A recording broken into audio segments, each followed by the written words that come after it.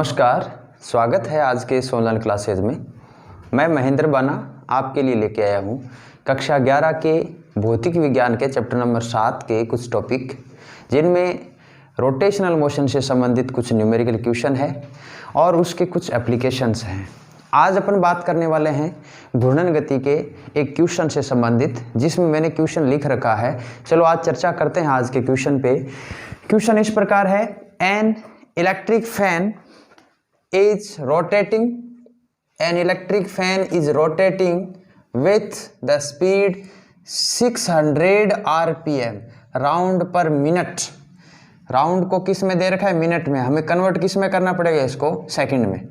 with the speed 600 rpm when electric supply is disconnected। Electric supply जब बंद कर देते हैं तब की बात है। when electric supply is disconnected, the fan stops after 60 revolution। 60 चक्कर के बाद रुक जाता है लाइट बंद करने पर। After 60 revolutions, then how much time will take it to stop। एक बिजली का पंखा 600 चक्र प्रति मिनट की चाल से घूर्णन कर रहा है।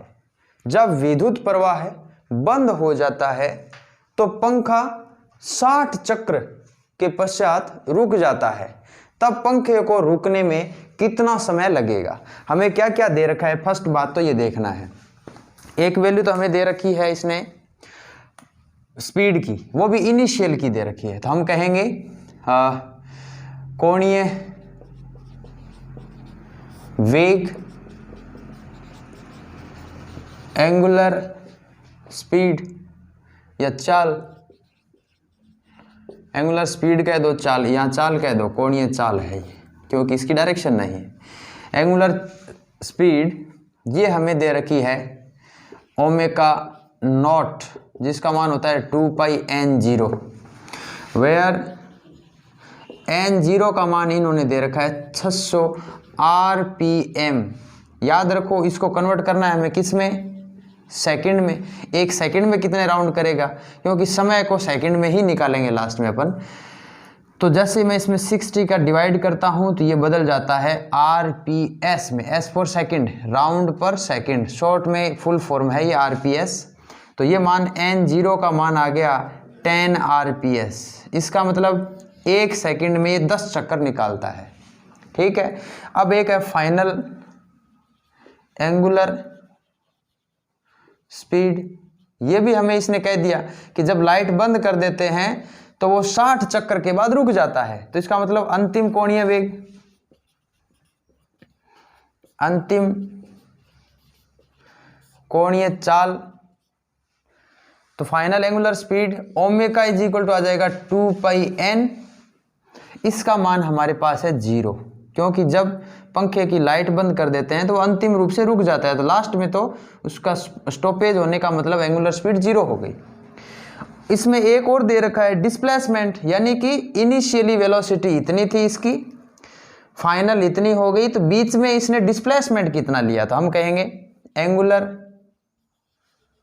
एंगुलर डिस्प्लेसमेंट थीटा, इसमें है 60 रिवॉल्यूशन, राउंड भी कह सकते हो आप, 60 राउंड्स। तो इसको मैं कन्वर्ट करूंगा, आपको पता रहना चाहिए। कोणीय विस्थापन हिंदी में लिख दो, कोणीय विस्थापन। तो थीटा इज इक्वल टू एक राउंड में कितना डिग्री का कोण बनता है? 2π का। 60 राउंड में कितने हो गया? 120 पाई। ये रेडियन में आएगा आंसर।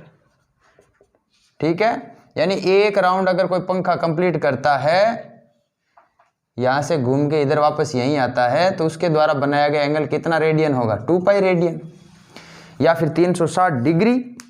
2π रेडियन का मतलब 360 डिग्री। अगर डिग्री में लिखना चाहते तो डिग्री में लिख देते, क्योंकि हम एंगल को रेडियन में लिखते हैं ताकि डिस्प्लेसमेंट में आसानी से कन्वर्ट हो जाए। थीटा दे रखा है और ओमेगा 0 का मान इसमें निकाल लो भाई। एक लाइन इसमें और लिख दो आगे, यहाँ पर n0 में तो ओमेगा 0 बराबर 2 पाई इंटू 10, तो ये चीज़ कितना आ जाएगा 20 पाई। ये ओमेगा 0 आ गया, ये ओमेगा का मान आ गया, ये थीटा का मान आ गया। तो सबसे पहले हमें टाइम निकालने के लिए एक्सीलरेशन चाहिए, क्योंकि हमारे पास जो क्वेश्चन होता है या इक्वेशन है, फर्स्ट इक्वेशन टाइम निकालने की, वो होती है v is equal to u plus a t, यानी कि omega is equal to u naught alpha t. Check करते हैं, देखते हैं किस प्रकार की समीकरण बनती है। तो एल्फा निकालने के लिए हमारे पास तीसरी इक्वेशन यूज में आएगी, क्योंकि उसके बिना हम टाइम नहीं निकाल पाते। देखो, दिमाग लगाओ, थोड़ा घर का खर्च करो दिमाग। कैसे करेंगे देखो, यहाँ तो हम क्या लिख रहे थे, आंसर लिख रहे थे इसका। आपको पता रहना चाहिए टाइम निकालने वाला फॉर्मूला क्या होता है, omega is equal to omega naught plus alpha t. इसमें हमें क्या चाहिए, एल्फा चाहिए, तो फिर कह देंगे फॉर एंगुलर एक्सीलरेशन, कोणीय त्वरण के लिए, कोणीय त्वरण के लिए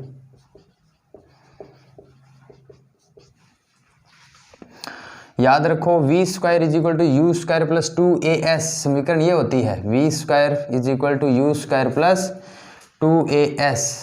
अब इसकी जगह ये कन्वर्ट किस में हो जाएगी, omega square is equal to omega naught का square plus 2 alpha theta. s की जगह एंगुलर डिस्प्लेसमेंट क्या है, थीटा। एक्सीलरेशन की जगह क्या होता है, एल्फा। इनिशियल वेलोसिटी को मैंने क्या कह दिया, ओमेगा नॉट, और v स्क्वायर को मैंने क्या कह दिया, ओमेगा स्क्वायर। अब ये सब चीज़ें दी हुई है। थीटा का मान हमने निकाल रखा है 120 पाई, एल्फा का मान हमें निकालना है ताकि इस समीकरण में रख सके। जैसे यहाँ एल्फा रख देंगे, ओमेगा नॉट ये सब है, टी का मान निकल जाएगा, हमें टाइम निकल जाएगा, सॉल्यूशन में उत्तर आ जाएगा हमारे पास। चेक करते हैं क्या वैल्यू आती है। ये आगे वाला लिखने की आवश्यकता नहीं है। यस, नाउ इसके बाद क्या होगा, चेक करें। आपको पता है ओमेगा स्क्वायर का मान तो 0 है, ओमेगा नोट का स्क्वायर, ओमेगा नोट है 20 पाई, कितना है 20 पाई का होल स्क्वायर प्लस 2 एल्फा, और थीटा का मान कितना है, थीटा का मान है 120 पाई। ठीक है, लिख दो भाई, ये भी लिख दो।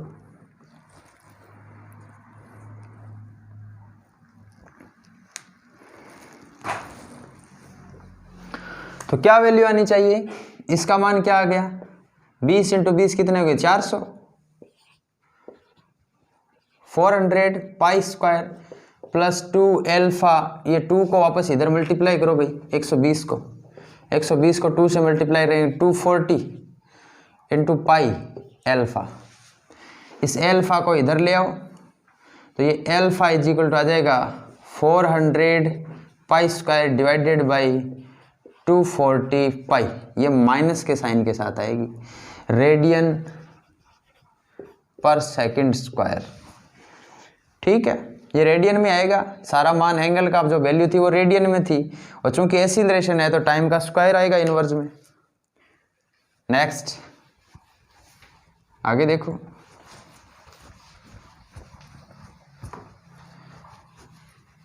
तो क्या वैल्यू आ जाएगी एल्फा की, ये माइनस साइन क्या रिप्रेजेंट कर रहा है कि वेलोसिटी कम हो रही है, रिटार्डेशन हो रहा है एक प्रकार से।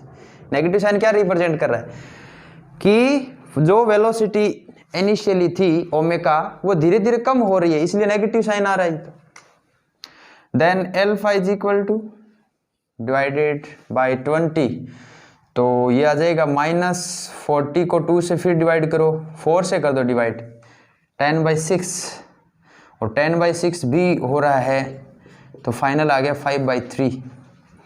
ये पाई से एक pi cancel, that's the alpha, radian पर सेकंड स्क्वायर। ये एल्फा का मान है।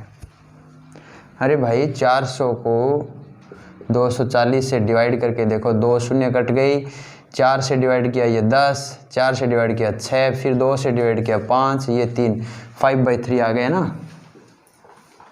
बढ़िया सा लिख दो इसको, दैट इज एल्फा। अब अपन कह देंगे hence the time taken by the fan, the time taken by the fan to in rest या come in rest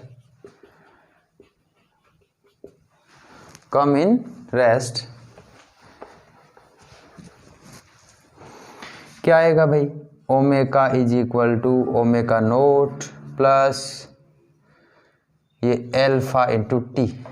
ये देखो एल्फा की जगह नेगेटिव साइन काम आ जाएगा। ओमेगा का मान क्या था 0 is equal to omega naught का मान कितना था, ओमेगा मान का 20 पाई प्लस एल्फा का मान कितना था -5/3 पाई इंटू टी। ये माइनस प्लस को माइनस कर देगा, इधर जाके प्लस बन जाएगा।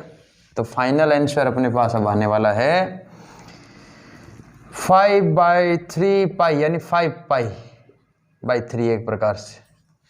इस 5π/3 को मैंने इधर लाया तो प्लस का बन गया। t is equal to 20 pi, then t is equal to 20 π/5π multiply by 3 ऊपर चला जाएगा 10, then pi divided by pi 5 divided by 4, then it is 12 second. कितना समय लेगा भाई रुकने में, आंसर आ गया 12 सेकेंड में वो रुकेगा। तो अपना ये क्वेश्चन हो गया पंखे वाला एक। और देखो नेक्स्ट क्वेश्चन। तो नेक्स्ट टॉपिक अपने पास है टॉर्क।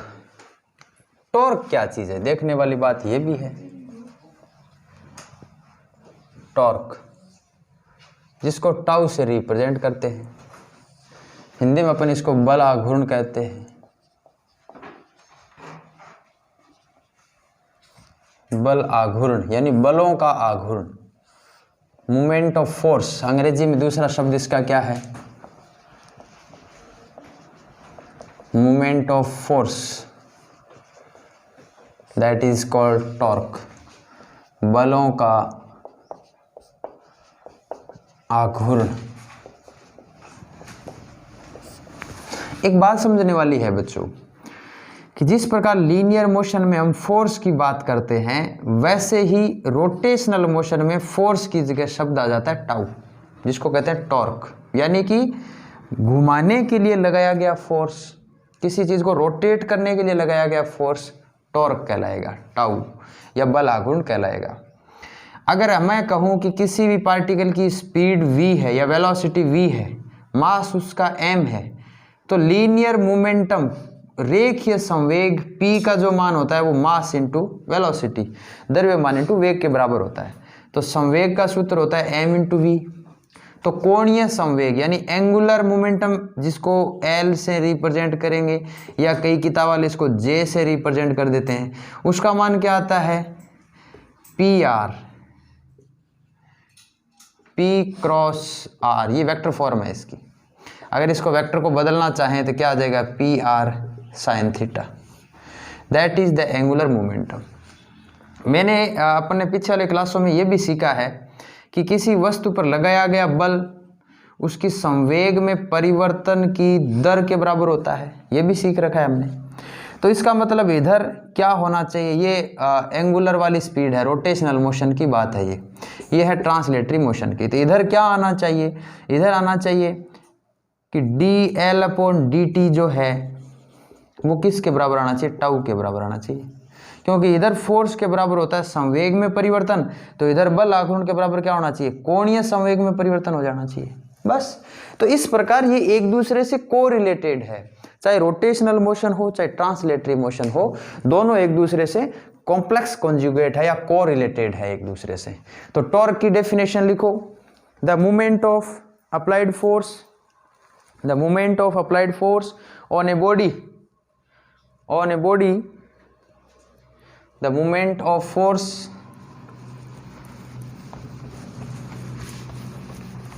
लिखते जाओ बस, बोर्ड पे नहीं लिखेंगे। The moment of applied force on a body about its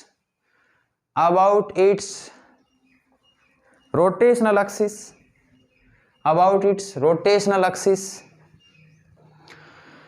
is called torque। घूर्णन अक्ष के सापेक्ष, घूर्णन अक्ष के सापेक्ष घूर्णन के लिए, घूर्णन अक्ष के सापेक्ष घूर्णन के लिए वस्तु पर लगाया गया बल, वस्तु पर लगाया गया बल बल आघूर्ण कहलाता है, बल आघूर्ण कहलाता है। इसका मान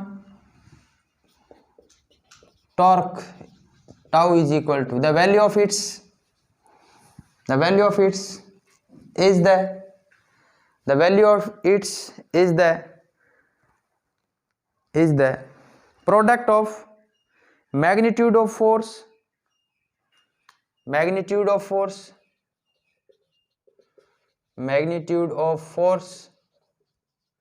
and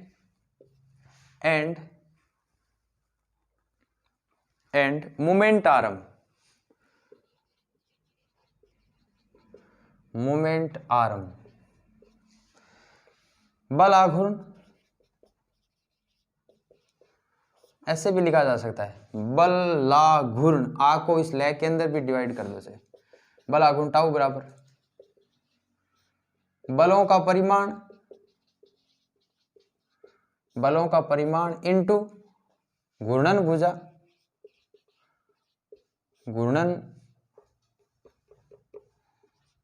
भुजा। अब घूर्णन भुजा कैसी होती है ये भी अपन डायग्राम से सीखेंगे, लेकिन एक लाइन और लिख दो। टाउ का सूत्र इसमें, ये घूर्णन भुजा को हम क्या लिख सकते हैं, तो बलों का परिमाण इनटू बलों के मध्य, ये सूत्र याद रख लो, काम में आने वाला है। बलों के मध्य लंबवत दूरी, magnitude of force multiplied by normal distance between forces. देखते हैं किस प्रकार नॉर्मल डिस्टेंस बनती है ये। नीचे वाला लिखो, torque has same importance in rotatory motion. Torque has same importance in rotatory motion as the force in translatory motion, बल आघूर्ण का वही अर्थ है घूर्णन गति में,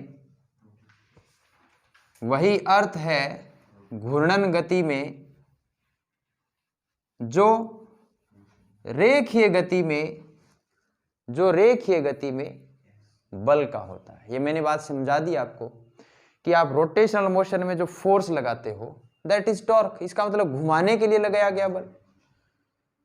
तो बल आघूर्ण का वही मतलब है या वही अर्थ है घूर्णन गति में जो रेखीय गति में बल का होता है। चलो देखते हैं उसके बाद क्या होता है। हम एक कंसीडरेशन देखते हैं बच्चों। ये एक घूर्णन अक्ष है, इसके सापेक्ष कोई वस्तु घूम रही है, ठीक। और हम एक निर्देश तंत्र की भी बात कर लेते हैं, और निर्देश तंत्र इस प्रकार का है।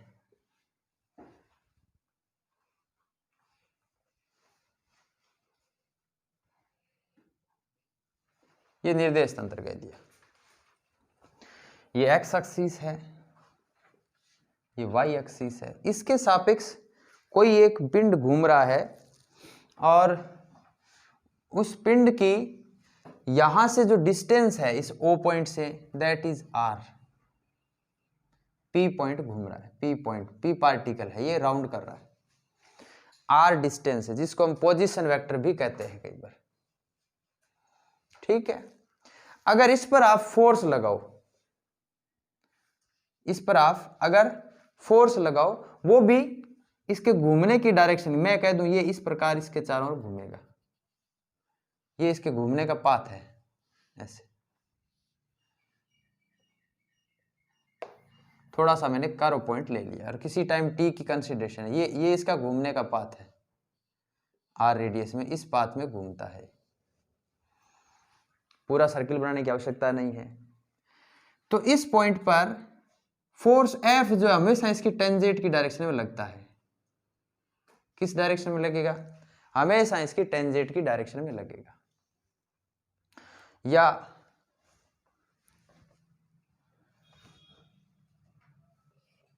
थोड़ा डायग्राम अच्छा बन जाए, इस फोर्स की डायरेक्शन को आप पीछे बढ़ाओ, पीछे बढ़ाओ, तो हमें देखना क्या था? हमें देखना था ये जो फोर्स लग रहा है ये इस पॉइंट से, क्योंकि इसके सापेक्ष भी अट्रैक्शन फोर्स इसको कंटिन्यू बांधे हुए हैं, तो इन दोनों के बीच लंबवत डिस्टेंस कितनी है, ये डिस्टेंस हमें चाहिए। मैंने सूत्र में क्या लिखा था? Torque tau is equal to magnitude of force, वो तो हम एफ लिख देंगे,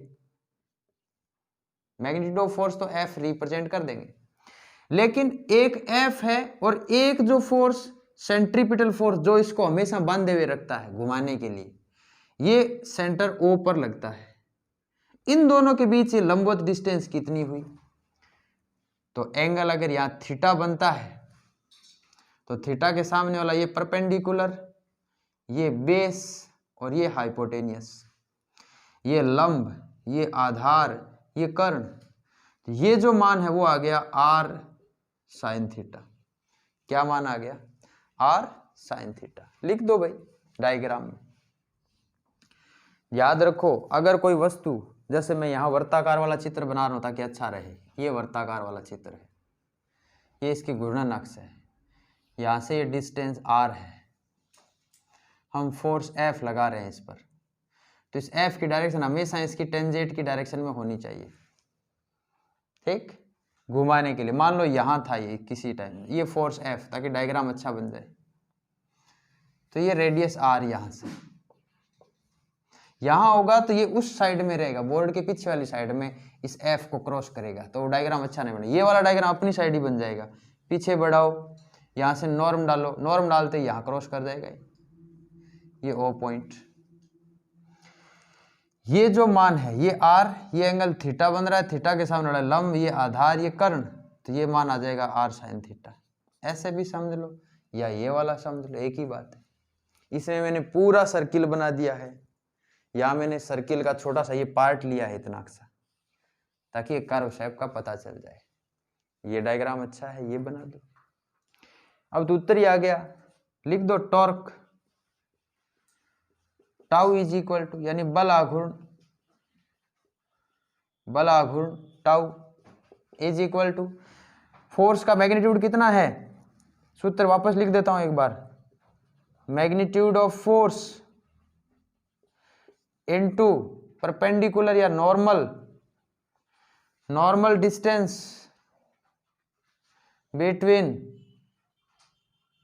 बिटवीन फोर्सेस।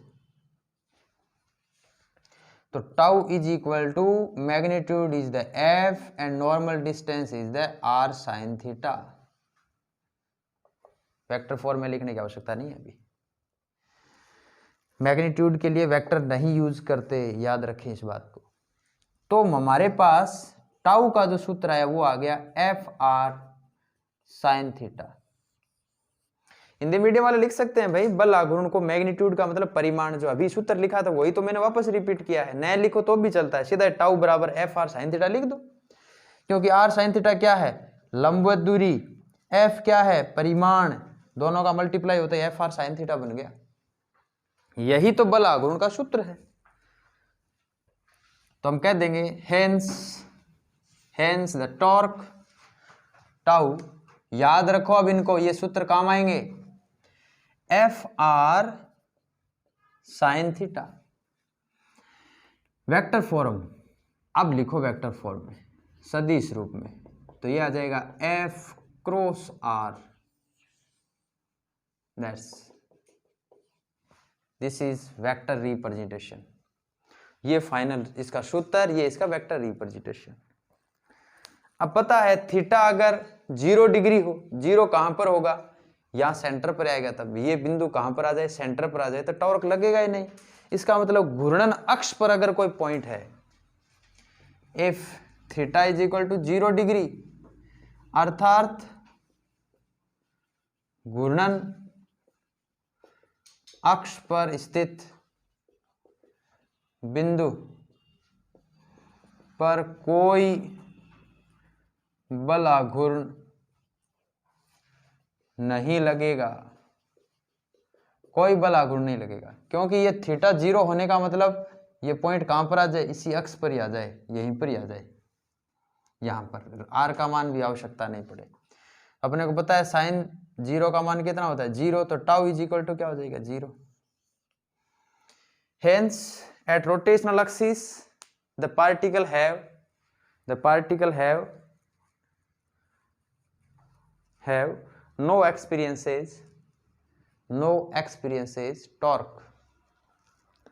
experiences torque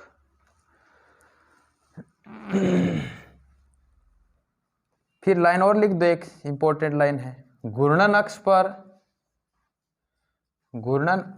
पर स्थित कण सदैव या केवल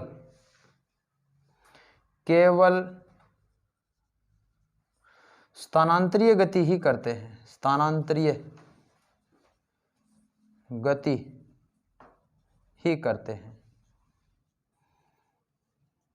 स्थानांतरीय गति ही करते हैं, घूर्णन गति नहीं। ये बात मैं पहले की वीडियो में भी समझा रखा हूं, घूर्णन गति नहीं, याद ही रखो, आपसे पूछा जा सकता है अगर कोई पार्टिकल घूर्णन अक्ष पर है, रोटेशनल अक्ष पर है, तो it always moves in translatory motion. लिख दो अंग्रेजी वालों भाई, तुम क्यों पीछे रहो। If A particle lies on the rotational axis, then it have only translatory motion, not the rotational motion.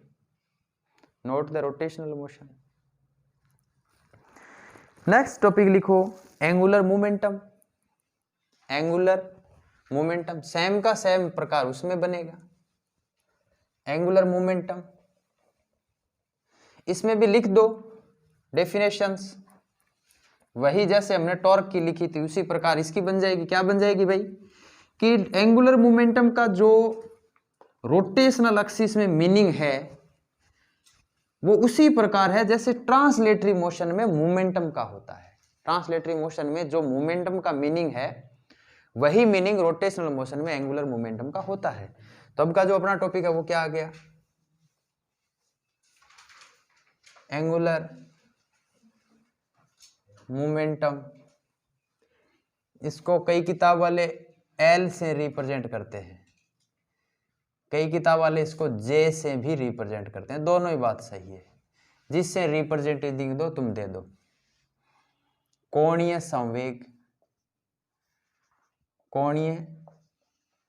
संवेग एल या जे ए की बात है, ऐसा का ऐसा ही डायग्राम बनेगा, केवल यहां हम डायरेक्शन किसकी बताएंगे, मोमेंटम पी की बताएंगे। इसमें भी वैसा ही सूत्र बनेगा। लिख दो बच्चों, थोड़ा स्पीड से लिखो इसको, write down. The moment of linear momentum of a body the moment of a linear momentum of a body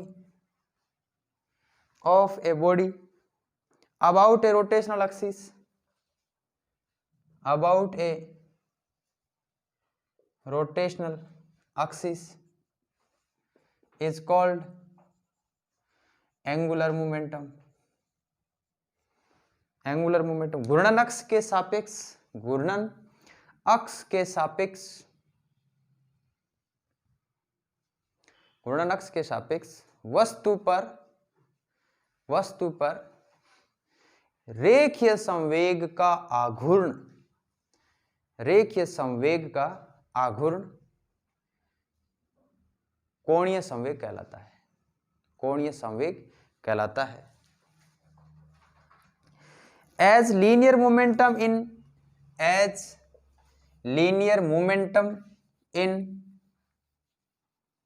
translatory motion, as linear momentum in translatory motion of importance,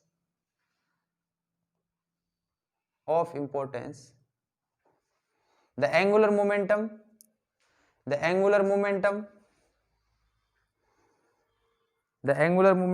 is importance in rotational motion,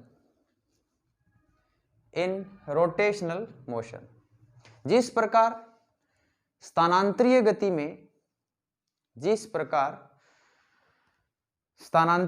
में रेखीय संवेग का महत्व होता है, रेखीय संवेग का महत्व होता है, ठीक उसी प्रकार घूर्णन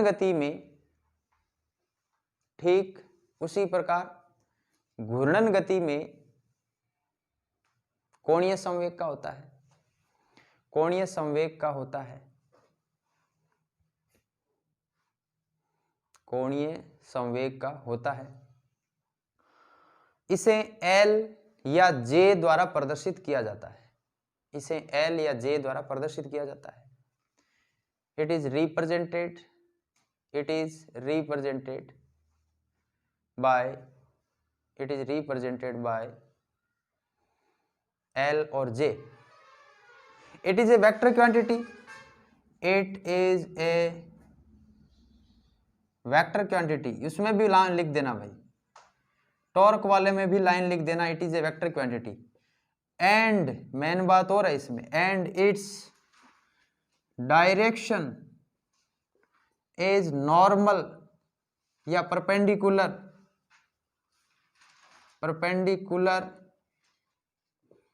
टू बोथ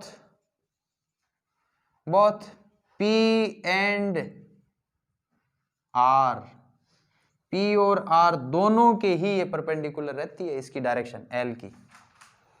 ऐसे ही उस टॉर्क वाले में लिख देना लाइन कि it is a vector quantity and its direction is normal to force F and R।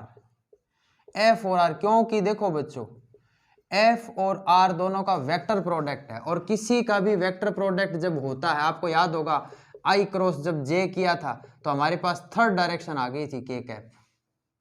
इसका मतलब अगर फोर्स F X एक्सिस में लगता हो, अगर इसकी जो पोजीशन वेक्टर है वो Z डायरेक्शन में हो यानी Y डायरेक्शन में हो, तो जिस बॉडी पर टॉर्क लग रहा है उसकी डायरेक्शन Z डायरेक्शन में होगी। जैसे मैं एक स्क्रू की बात करूं, आप स्क्रू को रोटेट कर रहे हो, ऐसे घुमा रहे हो, तो फोर्स लगा रहे हो X डायरेक्शन में, और वो दूसरी डायरेक्शन से उस पर लग रहा है Y डायरेक्शन में, यानी एक X में, दूसरा आप नीचे की तरफ उसको ट्विस्ट कर रहे हो, तो उसके चलने की दिशा किधर है? थर्ड डायरेक्शन में, Z डायरेक्शन में है। ऐसे आप किसी बोतल का ढक्कन खोलते हो तो आप दो फोर्स लगा रहे हो, एक X एक्सिस में, दूसरा Y एक्सिस में, तो परिणामी ढक्कन किस डायरेक्शन में आता है? ऊपर की ओर उठता है। यानी कि जो परिणामी जो फोर्स लगता है rotational force, that is become in third direction if two quantities like force और position vector R in two directions, then resultant of torque in another third direction.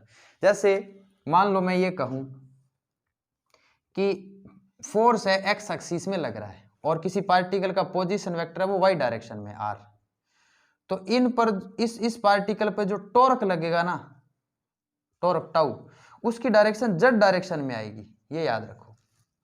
क्योंकि किसी भी वेक्टर क्वांटिटी का जब वेक्टर प्रोडक्ट करते हैं तो उस वेक्टर प्रोडक्ट से वापस एक वेक्टर क्वांटिटी आती है और उसकी डायरेक्शन उन दोनों के ही नॉर्मल रहती है, परपेंडिकुलर रहती है। तो यही बात मैंने यहां लिखी है एंगुलर मोमेंटम में कि ये एक वेक्टर क्वांटिटी है, यह एक सदिश राशि है, इसकी दिशा इन दोनों के, कोष्टक में लिख देना P व R, इन दोनों के लंबवत होती है। ये डायग्राम बन जाएगा। उसके बाद इसका सूत्र लिख दो, थोड़ा स्पीड से लिखो। Angular momentum is equal to angular momentum equal to angular momentum, जिसको हम L कह रहे हैं, इक्वल टू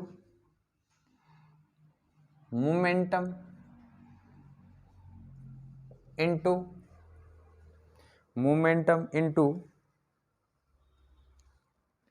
परपेंडिकुलर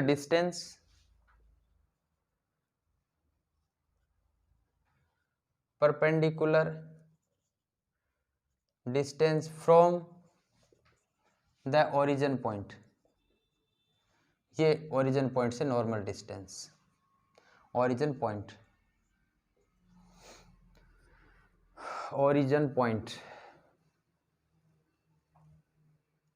तो कोणीय संवेग L बराबर रेखीय संवेग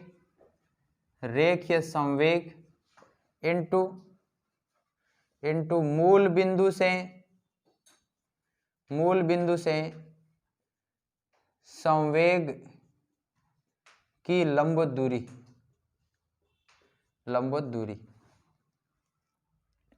तो L बराबर रेखीय संवेग P, लंबवत दूरी है R साइन थीटा। वेक्टर मत बताओ भाई, इसको भी एक बार मैग्नीट्यूड में लिख रहे हैं हम, हर बार वेक्टर आदत पड़ गई है ये, क्योंकि वेक्टर क्वांटिटी है इसलिए। अब वेक्टर रिप्रेजेंटेशन में जब इसको लिखेंगे तब L के ऊपर वेक्टर लगाएंगे। इसके नीचे लिख दो इन सदिश रूप में L इज इक्वल टू आ जाएगा P क्रॉस R। तो ये था हमारे पास L और टाउ का संबंध और एक न्यूमेरिकल क्वेश्चन। कल की क्लास में हम इस कोणीय संवेग और बल आघूर्ण के मध्य संबंध स्थापित करेंगे और उसके बाद हम कुछ नए टॉपिक में एंटर करेंगे। लास्ट जब ये रोटेशनल मोशन खत्म हो जाएगा, पूरा इसके एप्लीकेशंस खत्म हो जाएंगे, तब हम कंपैरिजन लिखेंगे कि लीनियर मोशन या ट्रांसलेटरी मोशन में किस प्रकार के डिस्प्लेसमेंट, वेलोसिटी या एक्सीलरेशन, फिर इसकी एनर्जी, ये फोर्स, मोमेंटम, ये सब क्या चीज़ थी। और इधर रोटेशनल मोशन में फोर्स को टॉर्क बोलने लग जाएंगे, डिस्प्लेसमेंट को थीटा लिखेंगे, वेलोसिटी को एंगुलर वेलोसिटी ओमेगा से रिप्रेजेंट करेंगे, वैसे काइनेटिक एनर्जी का मान कितना आएगा, वर्क का मान कितना आएगा, ये सब बातें अपन लिखेंगे नेक्स्ट वीडियो में। आज के लिए बस इतना ही, कल फिर मिलते हैं नई ऊर्जा के साथ, नई उमंग और सोच के साथ। तब तक के लिए आप सबका बहुत बहुत धन्यवाद।